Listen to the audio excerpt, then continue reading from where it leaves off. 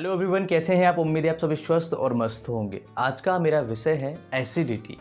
Acidity ऐसे patients जिनको बहुत ज़्यादा एसिडिटी होती है, जब वो फ्लैटस पास करते हैं या फिर स्टूल पास करते हैं उनको बदबू आती है, बहुत ज़्यादा स्मेल आती है।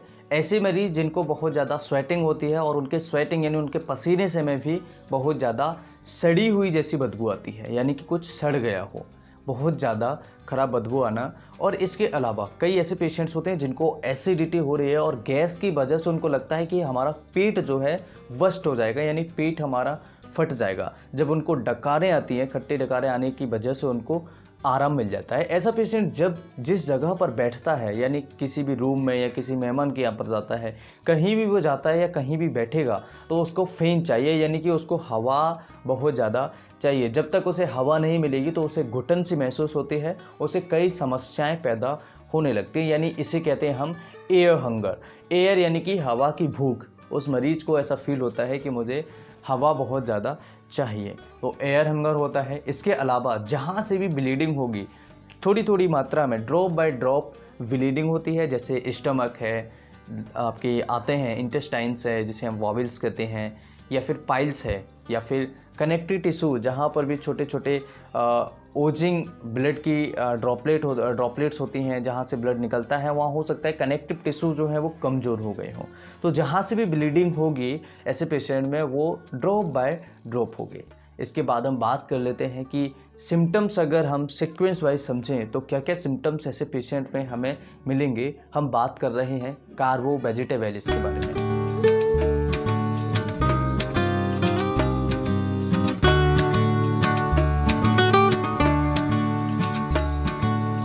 सबसे पहले हम इसके सिम्टम्स पर एक नज़र डाल लेते हैं। इसके सिम्टम्स क्या क्या हैं।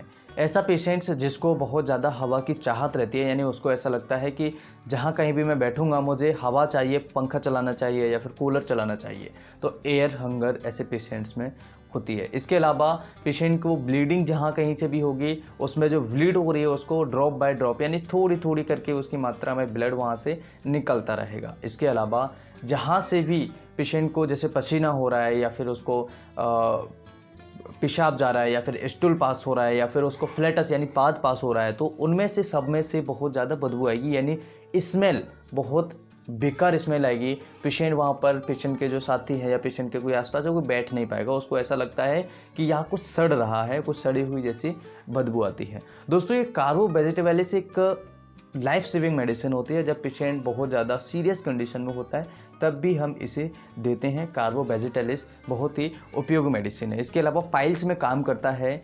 पाइल्स कैसी भी पाइल्स हो, इंटरनल हो या एक्सटर्नल पाइल्स हो, दोनों में ये काम करता है। ब्लीडिंग अगर हो रही है पाइल्स के मरीज़ को तब भी ये काम करता है। ये नर्वस सिस्टम पर काम करता है, जिसकी वजह से आपको एंजाइटी डिप्रेशन से राहत मिल जाती है। जिन मरीजों को एंजाइटी डिप्रेशन है, डरे हुए हैं, भय है, ऐसे मरीजों में भी ये बहुत अच्छा काम करती है। इसके अलावा जिन मरीजों को गैस बनती है, गैस बनने के बाद उनको डकार आती है और डकार आने की वजह से उनको आराम मिल जाता है, टेम्परेरी रिलीफ ऐसे मरीजों को हो जाता है, तो ऐसे मरीजों को कार्बोवेजिटेबलिस का उपयोग करना चाहिए। इस मेडिसिन का 30 पोटेंशियल में आपको उपयोग करना है। दिन में 3 बार आप इसे उपयोग कर सकते हैं। जो मरीज़ 200 पोटेंशियल में ले रहे हैं वो दिन में 2 बार उपयोग करें, सुबह और शाम। डायरेक्ट टंग पर आप 2-2 ड्रॉप्स ले सकते हैं।